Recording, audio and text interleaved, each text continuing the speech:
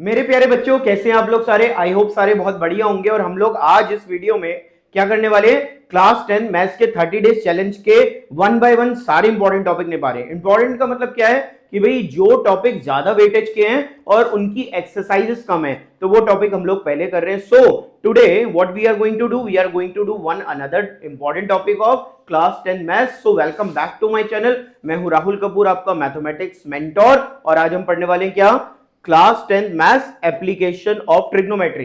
Application of trigonometry and trigonometry both are combinely 12 marks, 12 marks के होने वाले भाई। तो इस चैप्टर का अपना वेटेज कम से कम 7 से 8 मार्क्स का होगा। So this chapter is one of the important topic of class 10 और बच्चों को इससे डर भी बहुत लगता है। तो पहले क्या करते हैं, इस वीडियो में हम लोग इस टॉपिक को प्रिफेस करते हैं। मतलब यार बात समझो, ट्रिग्नोमेट्री का एप्लीकेशन पढ़ना है। Application is what? Application is all about कि इस टॉपिक को सर हम रियल वर्ल्ड में कैसे लगाएंगे, रियल वर्ल्ड में उसको हम कैसे टच करेंगे और रियल प्रॉब्लम्स को कैसे हम लोग अचीव करेंगे। क्योंकि रियल वर्ल्ड में लगाने की जब बात आ रही है, एप्लीकेशन की बात आ रही है, तो एक बात समझ जाना, ये टॉपिक आपका केस बेस्ड स्टडी क्वेश्चन में आना ही है। So that is more important point कि आप इसका रियल वर्ल्ड में क्या सीखो, एप्लीकेशन, और केस बेस्ड स्टडी अपना क्या कर लो, आसान कर लो। तो रियल वर्ल्ड में कैसे लगाएं सर, उसके लिए बात यह कि किसको रियल वर्ल्ड में लगाना है? ट्रिग्नोमेट्री को। तो थोड़ा सा पहले चलते हैं, ट्रिग्नोमेट्री के ऊपर क्या करते हैं, काम करते हैं, और उसके बाद इस चैप्टर के बारे में बात करेंगे। तो बोर्ड पे एक बहुत नीट एंड क्लीन एक डायग्राम बना हुआ है। जिस डायग्राम में हमें क्या सीखने को मिलेगा कि भाई what is trigonometry and where it is applied, कहां पर अप्लाई होती है। तो बच्चों ट्रिग्नोमेट्री जो है उसका बेसिकली मतलब क्या होता है? ट्रिग्नोमेट्री का बेसिकली मतलब है that is combinedly becomes of the two words. Trigonometry दो वर्ड से बना है, ट्रिगो जमा मेट्री। ट्रिगो का मतलब है थ्री साइड्स, तीन साइड्स, और मेट्री का मतलब है मेजर। तो सिंपल शब्दों में, आसान शब्दों में अगर समझो कि सर तीन साइड्स के मेजरमेंट से जो थ्योरी और जो कॉन्सेप्ट निकलते हैं, दैट्स ऑल अबाउट ट्रिग्नोमेट्री। अब बात उठती है तीन साइड कौन सी फिगर में होती है, तो सिंपल सा माइंड बता रहा है सर ट्राइंगल में होती है। मगर यहां पे पॉज करना और याद रखना कि ट्रिग्नोमेट्री थ्री साइड मेजरमेंट जो है वो सिर्फ किस पे लगता है? That is applicable on right angle triangle. किस पे लगता है बच्चों? Right angle triangle. Right angle triangle. तो trigonometry is only applied on right angle triangle. So बड़े प्यार से ध्यान को से बात को समझो कि ये एक राइट एंगल ट्राइंगल है एबीसी, मैंने आपके लिए बना दिया, जिसमें ये है परपेंडिकुलर। यहां बी से सी तक का जो डिस्टेंस है, शब्दों को ध्यान देना, मैंने बोला बी से सी तक का जो डिस्टेंस है वो है बेस, और सी से और ए तक मिलाने वाली लाइन है हाइपोटेनस। ये सबको पता है ये बात कि ये कौन होता है? परपेंडिकुलर, ये हाइपोटेनस, और ये बेस होता है। मगर सर ये काम कैसे आएगा, इसका एप्लीकेशन कैसे होगा, दैट इज मोर इंपॉर्टेंट। तो सबसे पहले कुछ छोटी छोटी बातों को समझो कि बेटा परपेंडिकुलर के सामने जो एंगल है, the angle in front of perpendicular, perpendicular के सामने जो एंगल है, इस एंगल को कहते हैं हम trigo angle. What we call it? Trigo angle. Trigonometric angle कहते हैं। तो ट्रिग्नोमेट्रिक एंगल का क्या यूज है, क्या इंपॉर्टेंस है, वो भी हम अभी यहाँ पे आगे सीखते जाएंगे। तो परपेंडिकुलर के सामने कौन है? Trigo angle. अब बात उठती है कि सर परपेंडिकुलर के सामने वाला ट्रिगो एंगल है, तो क्या सी ही हमेशा ट्रिगो एंगल रहेगा? नो, क्योंकि परपेंडिकुलर चेंज हो सकता है। अब कैसे चेंज हो सकता है? कर दो, ये डायग्राम ऐसे बना दो बच्चों। चलो बना दिया हमने। तो अब क्या हुआ, ये जो BC है, सपोज करो मैंने BC को यहां रख लिया, और जो A है ये यहां पहुंच गया। तो अब ध्यान दो कि जो तुम्हारा बेस था वो तो कौन बन गया? परपेंडिकुलर। परपेंडिकुलर। और जो तुम्हारा परपेंडिकुलर था वो कौन बन गया? बेस। बेस बन गया। तो अब ट्रिग्नोमेट्री का एंगल यहां बैठ गया। तो कैसे पहचाने? तो ऐसे पहचानना ट्रिग्नोमेट्री का एंगल कौन सा होता है? जो हमेशा बेस और हाइपोटेनस के बीच में बनता है। That's an important point. तो ये पॉइंट नोट कर लो सारे अपनी कॉपी में कहीं पे कि ट्रिग्नोमेट्री एंगल वो एंगल है जो बेस और हाइपोटेनस के बीच में बनेगा, और इसी एंगल से हम चीजों को नापते हैं। तो बड़े प्यार से तसल्ली से ये बातें आपने सीखी। अब सर ट्रिग्नोमेट्री इस पे कैसे अप्लाई होगी और ट्रिग्नोमेट्री को रियल वर्ल्ड में कैसे लाएंगे? तो बात को समझो, एक दो तीन, how many sides are there? Three. और trigonometry is all about the measurement of three side. तो ट्रिग्नोमेट्री में हम करते क्या है, इन तीन साइड से हम रेशो निकालते हैं। अब रेशो क्या होता है सर मैथ्स में? तो रेशो को हम बेसिकली बोले क्या, ratio is a relation between two variable. Life में रेशो अगर कोई पूछे मैथ्स में क्या होता है, तो कहना कि सर रेशो का मतलब होता है दो वेरिएबल्स के बीच का रिलेशन। मतलब आप कह रहे हो कि सर मेरी क्लास में बॉयज हैं 50 और गर्ल्स हैं 20, तो 5:2 का रेशियो आ गया बॉयज और गर्ल्स का। तो मतलब रेशियो इज ऑलवेज क्या है, रिलेशन बिटवीन टू वेरिएबल। अब आ जाओ इस पर, यहां पे दो साइड हैं, तीन साइड है। अब किन्हीं दो साइड का रिलेशन निकालोगे तो वहां से निकलेगा ट्रिग्नोमेट्रिक रेशियो। कैसे? आपने कहा कि सर मैं रख रहा हूं परपेंडिकुलर अपॉन बेस, या फिर स्टार्ट करते हैं साइन थीटा से, परपेंडिकुलर अपॉन हाइपोटेनस, तो क्या आएगा? Sine theta. परपेंडिकुलर हाइपोटेनस क्या है? Sine theta. फिर आपने कहा सर मैंने रखा बेस अपॉन हाइपोटेनस, तो कौन आया? Cos theta. फिर आपने कहा परपेंडिकुलर अपॉन बेस, कौन आया? Tan theta. जरा मेरे प्यारे बच्चे सारे के सारे ध्यान रख लो, इस चैप्टर में जो सबसे इंपॉर्टेंट रेशियो है वो कौन है? Perpendicular upon base. बोलो भाई। Perpendicular upon base is equals to tan theta. क्यों? उसको अभी मैं समझा रहा हूं, जरा ध्यान से प्यार से इस बात को समझो। तो अभी तक क्या पढ़ा, रिकॉल करो। Sir trigonometry angle always hypotenuse और बेस के बीच में होता है, पहली बात। दूसरा, रेशो क्या है? Ratio between the two side. Ratio क्या है? Relation between the two side. तो कोई दो साइड के बीच का रिलेशन रेशो होता है, ट्रिग्नोमेट्रिक रेशो कहते हैं जिसे। अब perpendicular upon hypotenuse sine theta होता है, base upon hypotenuse cos theta होता है, और perpendicular upon base ten theta होता है। और मैंने तुम्हें बोला कि तुम टेन थीटा पे ज्यादा नजर रखना। क्यों रखना? अब समझो। ये समझ लिया कौन है? Right angle triangle. और इस पे कौन लगता है? ट्रिग्नोमेट्री माता। ट्रिग्नोमेट्री देवी किस पे लगती है? राइट एंगल ट्राइंगल पे लगती है। अब आ जाओ सर इसका रियल वर्ल्ड में कैसे यूज करें। बच्चों यहां पे तुम या मैं खड़े, कैन यू सी? तुम या मैं यहां पे खड़े हो, यहां पे सामने एक बिल्डिंग है, तुम्हारा बिल्डिंग से इतना डिस्टेंस है।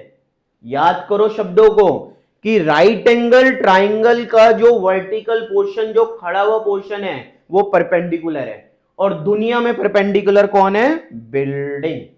तो इसका मतलब जितनी बिल्डिंग है वो राइट एंगल ट्राइंगल के किसको शो करती हैं? परपेंडिकुलर। Perpendicular, very good. और आपसे उस बिल्डिंग का डिस्टेंस किसको शो करता है? बेस को। और तुम्हारी आंख से बिल्डिंग के टॉप, यहां पे दो तीन शब्द बार बार क्या है चैप्टर में आने वाले हैं कि बिल्डिंग के टॉप को टॉप कहते हैं। तो कह रहे हो सर ये क्या बात होगी, टॉप को टॉप कहते हैं? भाई आएगा ना चैप्टर में। और बॉटम को बॉटम कहते हैं। तो आपने यहां से खड़े होकर बिल्डिंग को देखा, तो आपकी आईज से बिल्डिंग के टॉप को जो लाइन मिला रही है वो किसको शो कर रहा है? हाइपोटेनस। हाइपोटेनस। तो क्या बच्चों ने समझा कि सर परपेंडिकुलर तो बिल्डिंग है, डिस्टेंस तो बेस है, और हमारी आंख से टॉप को मिलाने वाला हाइपोटेनस है। इसका मतलब वो क्या करने वाला है? बिल्डिंग छुपाएगा तो डिस्टेंस देगा, डिस्टेंस छुपाएगा तो बिल्डिंग देगा। और ये जो हाइपोटेनस होता है ये दुनिया में बहुत ही कम एग्जांपल होते हैं। मतलब कैसे? जैसे कि सपोज करो आपने कहा कि सर हम झूला झूलने गए पार्क में, तो ऐसी स्लाइड्स होती है ना, वो कौन है? हाइपोटेनस। आपने कहा सर हम लोग है ना एक सर्कस के अंदर सर्कस देख रहे थे, तो ऐसे करके एक रस्सी पे कोई चल रहा था, तो ये कौन है? हाइपोटेनस। आपने कहा सर केबल टावर ऐसे बंधा हुआ था, ये कौन है? हाइपोटेनस। आपने कहा सर 15 अगस्त पे हम पतंग उड़ा रहे थे ऐसे करके, तो पतंग की जो स्ट्रिंग है वो हाइपोटेनस। तो ये हाइपोटेनस के क्या है? एग्जांपल हैं। So what we have to do, we have to apply this into real world. और जब बच्चों ट्रिग्नोमेट्री में, एवरीवन लिसन, जब ट्रिग्नोमेट्री को मतलब राइट एंगल ट्राइंगल के कंसेप्ट को, ट्रिग्नोमेट्री को कहां लगाओगे? रियल वर्ल्ड में, तो उसे क्या कहोगे? Application of trigonometry. तो चैप्टर का बेसिक क्लियर हुआ। रियल वर्ल्ड में हमें लगाना है, छुपी हुई बिल्डिंग की हाइट को निकालना है, डिस्टेंस को निकालना है, या cable tower, string of the kite, kite की स्ट्रिंग, मतलब आपको पतंग की क्या निकालनी है? स्ट्रिंग निकालनी है। अब इतनी बात अगर समझ में आ गई है तो अब ध्यान से कुछ कॉन्सेप्ट को समझो और बात को समझो। ये हटा रहा हूं, pause the video, note it down. Video pause करेंगे, अभी कंटिन्यू चल रहा है हमारा कॉन्सेप्ट, फिर हम उसके बाद इसके सारे इंपॉर्टेंट क्वेश्चन करेंगे। आज एनसीईआरटी से क्वेश्चन नहीं कराने वाला, आज एनसीईआरटी के बाहर से इंपॉर्टेंट क्वेश्चन कराऊंगा जो प्रीवियस ईयर क्वेश्चन में आ चुके हैं। तो कीप वॉचिंग, समझो जरा बात को मैं क्या समझा रहा हूं। अब बच्चे जरा प्यार से आगे के कंसेप्ट के ऊपर बात करेंगे। देखो जी, आप ये रही सामने बिल्डिंग, ए बी बिल्डिंग है, और आप खड़े हो यहां पे सी पॉइंट पे, ये आपकी आंख है। आपकी आंख ने जब बिल्डिंग के टॉप को देखा तो बिल्डिंग के टॉप से आपकी आंख का एक एंगल बना, theta angle, and this angle is called Angle of depression. No, angle of Elevation. Elevation. ध्यान देंगे पढ़ाई पे बहुत ज्यादा कि ये एलिवेशन एंगल है। क्या है ये बच्चों?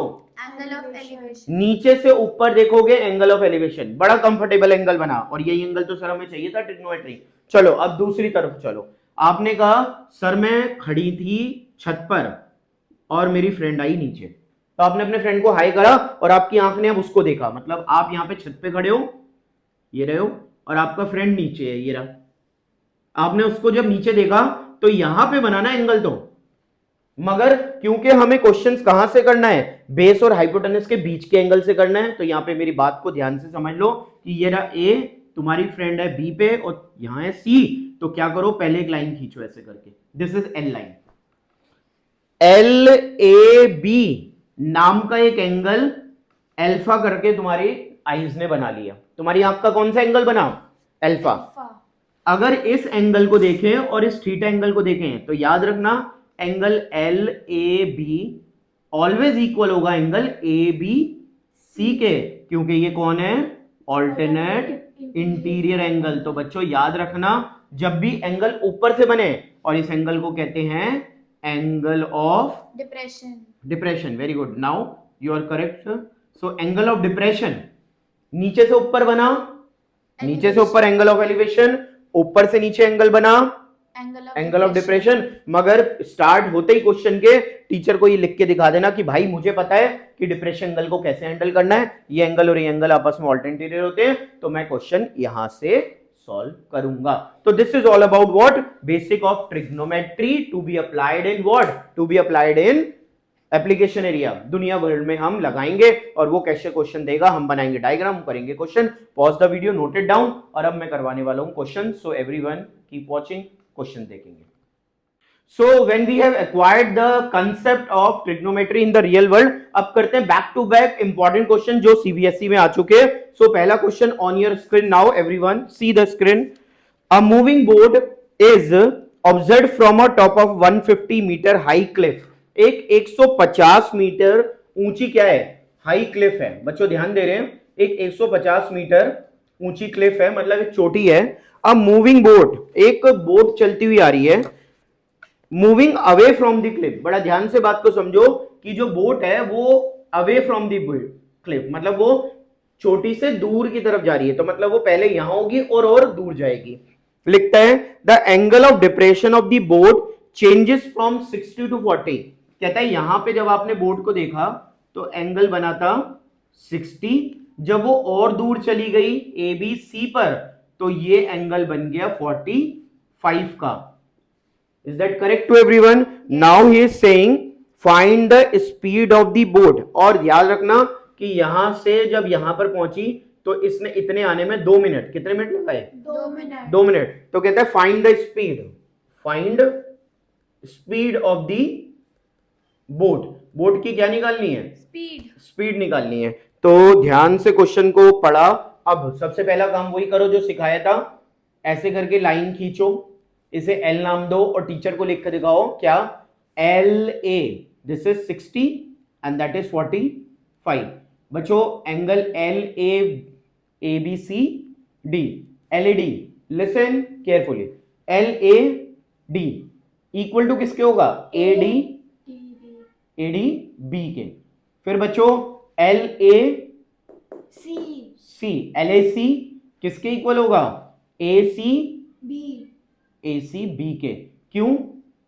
इंटीरियर एंगल क्या है ये? Alternate interior angle. तो यहां तक की बात अगर समझ में आई तो बताइए, आगे बढ़ूं? चलो जल्दी से ध्यान दे दो बच्चों। यहां पे आपको कितने ट्राइंगल दिख रहे हैं? सर मुझे 2 ट्राइंगल दिख रहे हैं, ए बी डी छोटा वाला ट्राइंगल, ए बी सी बड़े वाला ट्राइंगल। अब जल्दी से क्वेश्चन करते हैं, और मैं सलाह दूंगा जब 2 ट्राइंगल वाला क्वेश्चन है तो पहले छोटे ट्राइंगल से स्टार्ट करना और बड़े वाले पर जाना। कैसे? देखो सबसे पहले लिखो in triangle A D B, A B D. बच्चों ए बी डी में A B upon B D equal to क्या होगा? 1060, हाँ या ना? Yes sir. Perpendicular upon base क्या होता है, टेन थीटा होता है। अब what is A B, 150। What is B D, sir पता नहीं। 1060 कितना होता है, √3। What is 1060, √3। तो यहां से हमारे पास बी डी की वैल्यू आ गई कितनी, 150 upon √3। Everyone notice here, number 1 इसे क्या ना दे के रख लो, नंबर 1 छोटे वाला ट्राइंगल सॉल्व। चलो जल्दी से आ जाओ, अब पढ़ते हैं बड़े वाले ट्राइंगल पे। A B in triangle A B C, A B C. चलो ध्यान से देखो, फिर से वही बात, ए बी अपॉन में बी सी इक्वल टू कितना है, 10 का 45। अब बच्चों जल्दी से मुझे ये बताओ कि ए बी बी सी को क्या B D plus C D लिख सकते हैं, यस सर, यस लिख सकते हैं। और ए बी 150 है, इसे लिख दिया B D plus C D equal to 1045 कितना होता है, 1 होता है। क्रॉस मल्टीप्लाई करेंगे तो B D plus C D अब इक्वल टू कितना आ गया, 1। अब यहां से बी डी की वैल्यू देखो कितनी है, 150 अपॉन √3, ले जाके वहां रख दो 150, सॉरी दिस इज 150 है ना, क्रॉस मल्टीप्लाई कर रहे हैं ना, 150 upon √3 plus C D equal to what, 150। Everyone see, C D यहीं रह गया, और 150 माइनस 150 अपॉन √3। बच्चों यहां पर आ गया, ये आपका एलसीएम लिया, √3 ब्रैकेट में व्हाट, या फिर ऐसा करो 150 को क्या करो, कॉमन ले लो, अंदर बचा √3 माइनस 1 अपॉन √3। बताओ इतनी बात समझ में आई। ये वैल्यू आ गई किसकी, सी डी की। किसकी वैल्यू आ गई, सी डी। अच्छा मुझे ये बताइए कि उसने क्या कहा था, कितने मिनट में पहुंचा वो यहां से यहां तक, 2 मिनट। 2 मिनट में। जल्दी से रिकॉल करो कि डिस्टेंस इज इक्वल्स टू क्या होता है, स्पीड इनटू टाइम। तो टाइम बराबर क्या होगा, डिस्टेंस अपॉन स्पीड होगा, यस और no, time is equals to distance upon speed हो जाएगा। अब आप यहां पे देखो डिस्टेंस क्या मेरे पास आ गया, या फिर आप कहो कि सर ऐसा कर दो, स्पीड निकालनी है ना, तो speed is equals to distance upon time. अब डिस्टेंस कितना आ गया, this is your distance. Time कितना है, 2 मिनट्स। 2 मिनट। तो क्या करो, आप कहो कि sir speed is equals to distance upon time. कितना है डिस्टेंस, 150 ब्रैकेट में √3 माइनस 1 अपॉन √3, और टाइम कितना है 2 मिनट। 2। चलिए ध्यान देंगे, सॉल्व करेंगे, 150 √3 माइनस 1 अपॉन में 2√3, 2 से काटोगे कितना आएगा, 75। बच्चों 75 ब्रैकेट में, सबको पता है √3 की वैल्यू क्या होती है, 1.73 डाल दीजिए, 1.73 माइनस 1 अपॉन में 1.73। क्या समझ में आ रहा है, 75 इंटू 1.73 से 1 गया तो 0.73 अपॉन में 1.73। इसको क्या करोगे, सॉल्व करते ही किसकी वैल्यू आएगी बेटा, स्पीड की, एंड दैट्स योर आंसर। सो क्या करा हम लोगों ने, पहले छोटा वाला ट्राइंगल लिया, फिर बड़े वाला ट्राइंगल लिया, और उससे हमने डिस्टेंस निकाल लिया, डिस्टेंस इज सी डी, और उसको हमने स्पीड के फॉर्मूले में क्या कर दिया, रख दिया। So this is the first question. Pause the video, note it down, और अगले क्वेश्चन पे हम लोग चल रहे हैं। Everyone see the next question now.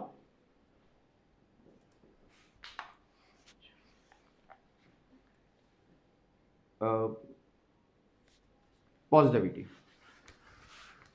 Yes. अगला क्वेश्चन सब लोग ध्यान दे रहे हैं,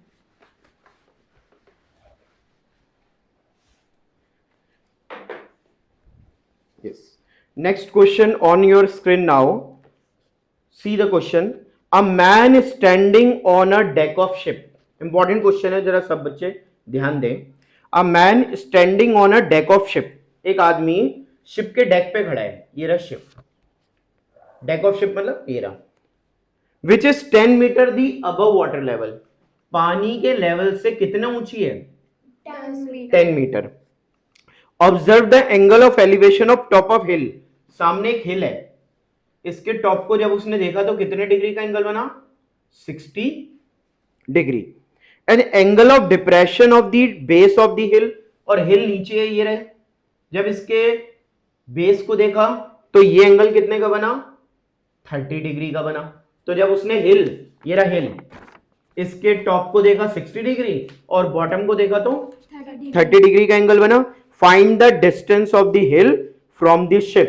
कहता है एक तो शिप से हिल का क्या निकालो, डिस्टेंस। डिस्टेंस मतलब सपोज करो ये ए है, बी है, सी, डी और ई है, तो आपको क्या निकालना है, एक तो बी सी निकालना है।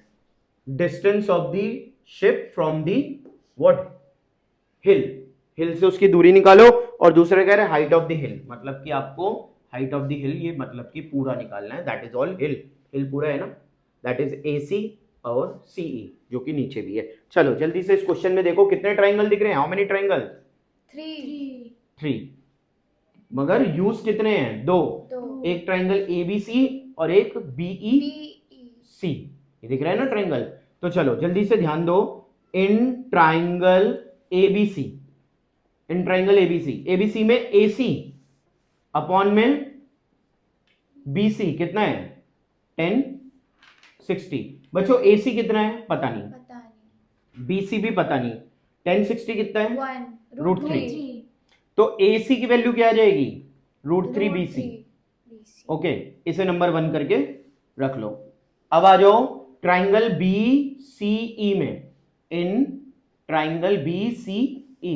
बच्चों BCE में लुक एवरीवन सी, अब इसको ध्यान से देखो। BCE को जब आप देख रहे हो तो ये एंगल है, can you see this angle, yes sir. तो इसका जो परपेंडिकुलर है कौन है, वो CE है। परपेंडिकुलर कौन है, CE, और बेस कौन है, BC इजिकल्स टू 10 का 30। अब ध्यान से बात को समझो, BD कितना है, 10, तो CE भी कितना है, 10 meter, 10 upon BC equals to 1 upon, √3। तो BC की वैल्यू क्या आ गई, 10 BC की वैल्यू कितनी आ गई, 10 √3। एवरीवन सी दैट आपको उसने कहा था find the distance of the ship from the हिल, तो आ गया BC, पहला आंसर आ गया। अच्छा, उसने कहा था हाइट भी निकालो, हाइट कितनी है, AE कैसे लिख सकते हो, AE बराबर क्या होगा, AC plus CE, yes, AC plus CE। AC कहाँ है, ये रहा सर AC, √3 BC, तो √3 BC, BC कितना आया, 10 √3 प्लस 10 √3। बेटा √3 1 नहीं 3 10 30 plus 10 √3 and that's your answer. ये हमारा आंसर आ गया। ये किसका आंसर है, ये आंसर है किसका, this is the answer of AE। पूरा हमारा AE आ गया। A is what, A is the height of the hill. I hope everyone is clear. आखिरी में √3 की वैल्यू कितनी डाल देनी चाहिए, 1.73। √3 की वैल्यू कितनी होती है बच्चों, 1.73 होता है। Pause the video and note it down. Question pause कर लीजिए और वीडियो पॉज करके नोट करिए। अगला क्वेश्चन स्क्रीन पे करवाने वाला हूं। Everyone see the next question, ध्यान देंगे। Yes,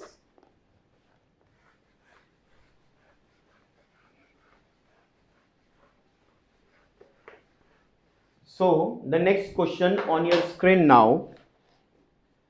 the angle of elevation, everyone read the question, the angle of elevation of top of a tower from a point on a ground is 30। कह रहे एक tower है, A B tower है, angle of elevation from a top of a tower from a ground is 30। कितने degree का angle बन रहा है, 30 डिग्री का।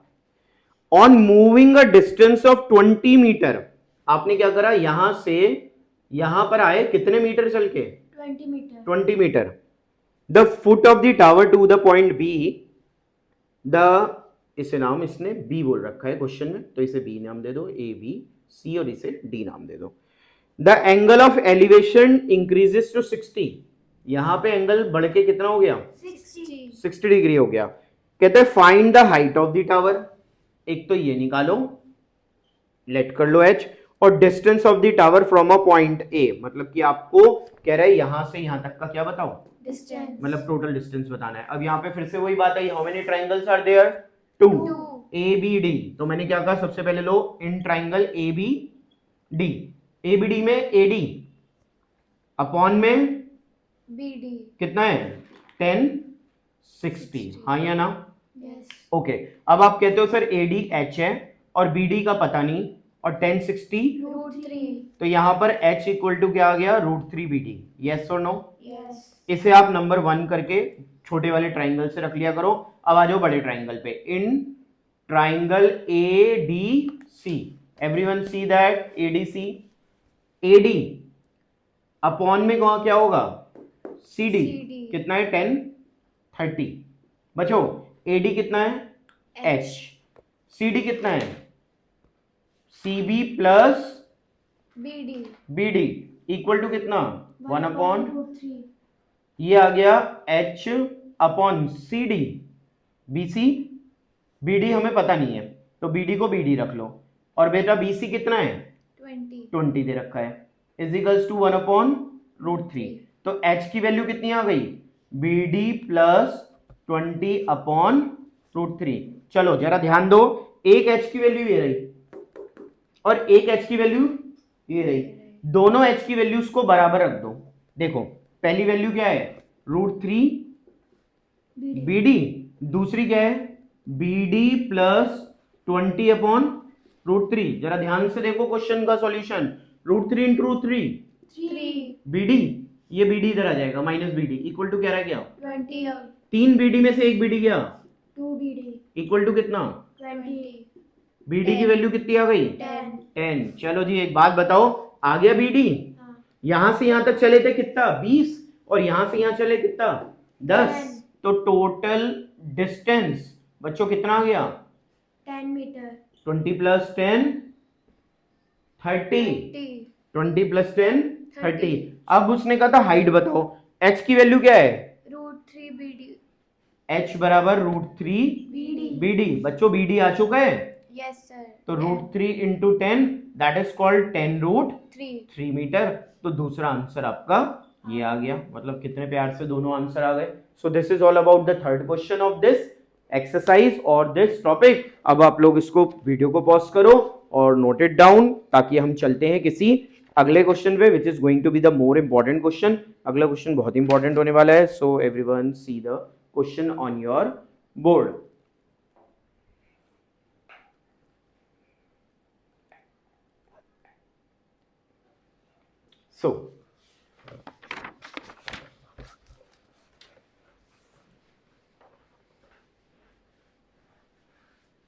So the next question on your board is, see the question, the angle of elevation of a cloud, बहुत important question है, प्यार से समझो।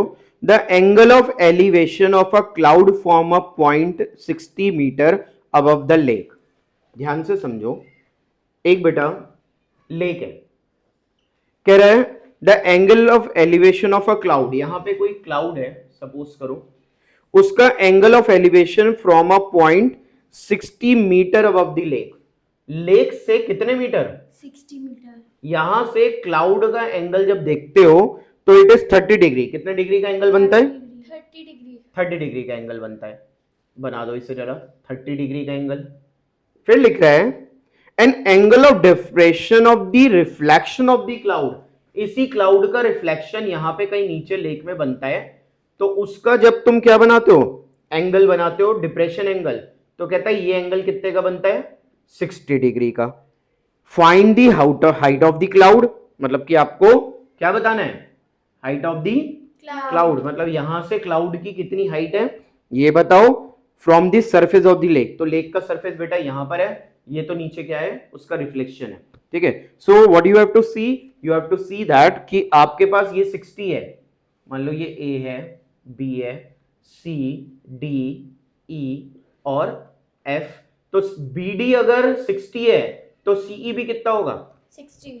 How many triangles we have here, 1 A B C, B C F, हाँ ये ना, दो triangle हम लोगों को दिख रहे हैं। अब जरा हम क्या करते हैं, क्वेश्चन स्टार्ट करते हैं और फिर सीखते हैं क्वेश्चन को। अब जल्दी से एक बात को ध्यान दो कि सपोज करो आप लोगों को ये पोर्शन लेट करो, लेट ए सी को अगर हम एच मान लें, एसी को क्या मान लें, एच मान लें, ठीक है। और या फिर ऐसा करिए आप ए ई पूरी हाइट को एच मान लो, दिस। तो अगर मैं बात करूं सिर्फ एसी की, तो AC क्या होगा 60 माइनस H माइनस 60। ध्यान दो, देखो इसको क्या माना, इसको पूरे को क्या मान लिया H। अब हम बात कर रहे हैं AC की, तो ये तो पूरा H है और ये कितना है 60। तो H माइनस 60 नहीं हो गया ये पोर्शन।